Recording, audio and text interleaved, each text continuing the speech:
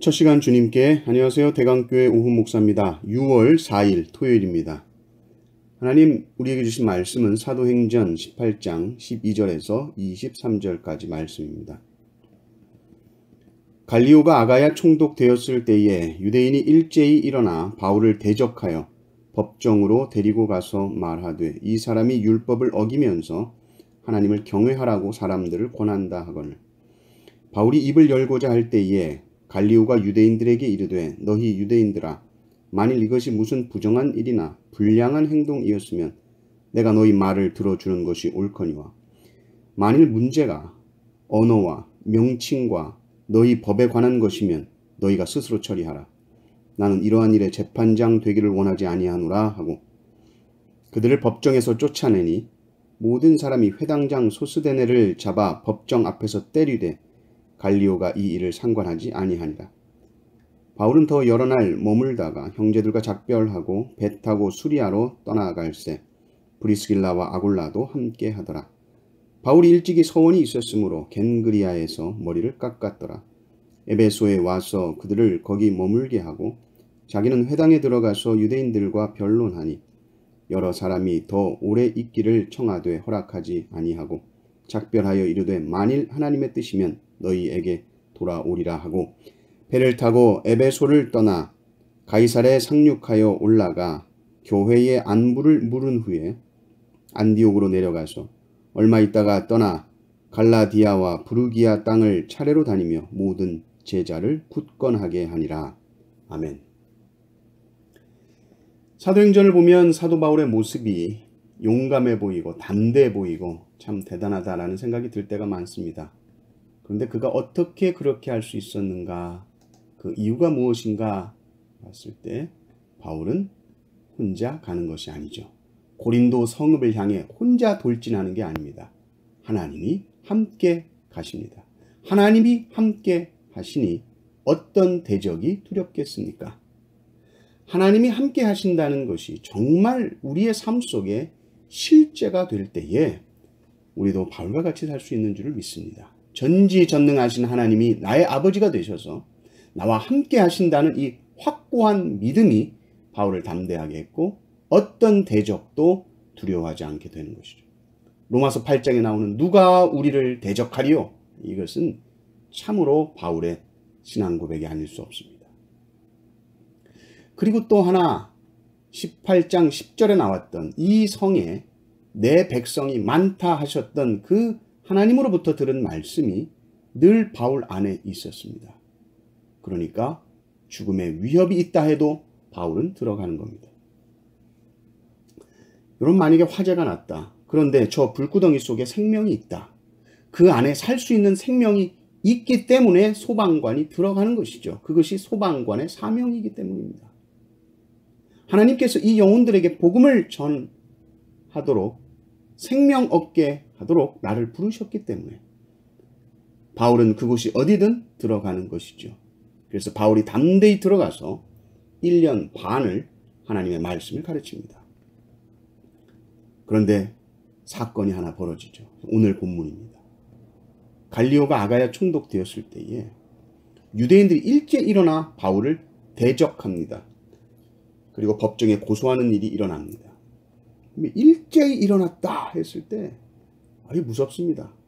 누군가가 일어나서 그렇게 해도 무서운데 한두 명이 아니라 전체가 다수로 일어나서 바울을 일제히 대적했을 때 두려울 수 있죠.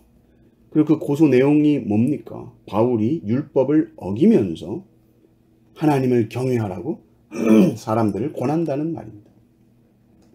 유대인들이 보기에는 이 고린도에서 예수 믿는 사람들, 이 이방인이었던 사람들, 그 아주 저속한 풍속들을 그대로 가지고 지금 뭐 믿는다고 하는 이 모습 보니까 믿는 것 같지가 않은 거예요. 율법은 하나도 안 지키면서 이게 뭐냐. 유대인은 그게 아주 꺼리끼는 거죠. 우리도 이럴 수 있습니다. 신앙의 본질이 아니라 겉으로 보여지는 행위로 그 사람의 믿음을 판단하려고 할 때가 아주 많습니다. 유대인들이 보기에는 이 이방인들이 믿는다고 와 있는데 전혀 믿는 사람처럼 겉으로 보이지 않는 것. 그러니까 아주 거부감이 드는 거예요. 근데 보니까 바울이 그렇게 가르쳤대요. 이런 이야기를 듣는 것이죠. 바울은 율법을 무시한다는 거예요. 바울이 언제 율법을 무시합니까? 절대로 율법을 무시하지 않거든요. 율법을 귀하게 생각합니다. 그러니까 오늘 본문 뒤에 보면 서원하고 서원 종결하며 그 머리를 깎는 이런 율법의 의식을 무시하지 않아요.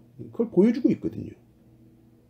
근데 어찌됐든 이 유대인들은 바울의 가르침 때문에 사람들이 율법을 마음대로 어기고 그러면서도 무슨 하나님을 경외한다 이렇게 말할 수 있겠냐는 거예요. 말이 안 된다 그러면서 고소를 한 것이죠.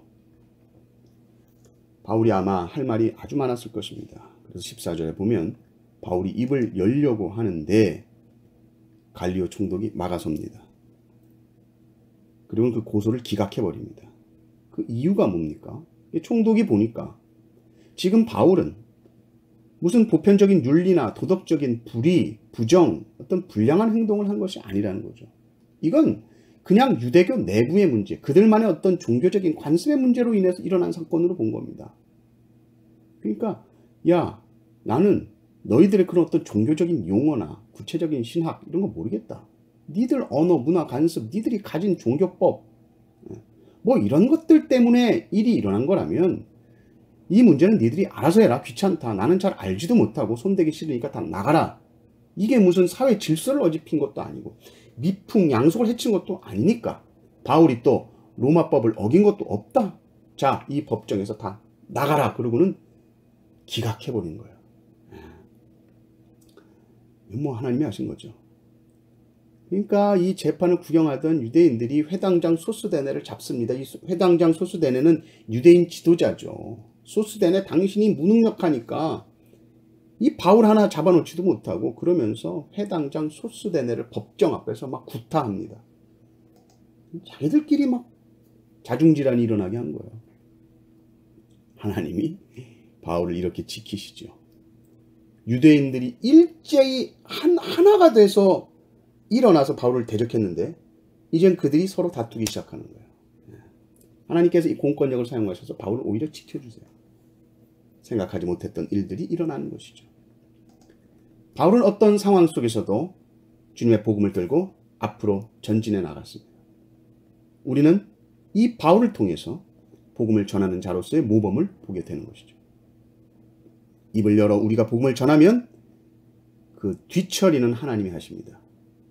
우리가 어찌됐든 복음을 전해보려고 몸부림치면 그로 인해서 생기는 모든 문제들은 친히 하나님께서 해결해 주시는 줄 믿습니다. 어떤 방법을 동원해서라도 우리를 보호하고 지키시고 함께 해 주실 것입니다. 바울을 지켜주신 하나님, 오늘 복음을 전한 우리에게도 동일한 은혜를 허락하여 주시옵소서. 기도하시는 하루 되시기를 주님의 이름으로 축원합니다. 아멘. 하나님 아버지 감사합니다. 사도 바울이 오직 복음에 붙들림 받아서 주님의 복음을 들고 나아갈 때에 일제히 바울을 대적하던 자들이 자중질환이 일어나고 그들이 스스로 다투는 모습을 보게 됩니다. 하나님께서 복음 전하는 자들을 친히 지키시고 보호하시고 인도하신다는 것을 말씀을 통해 확인하게 하시니 감사합니다. 담대히 복음을 전하게 하시고 우리 주의 모든 사람들에게 예수 그리스도의 십자가 복음을 전할 수 있는 오늘 하루 되게 하여 주시옵소서. 우리 구주 예수 그리스도의 이름으로 기도드리옵나이다. 아멘.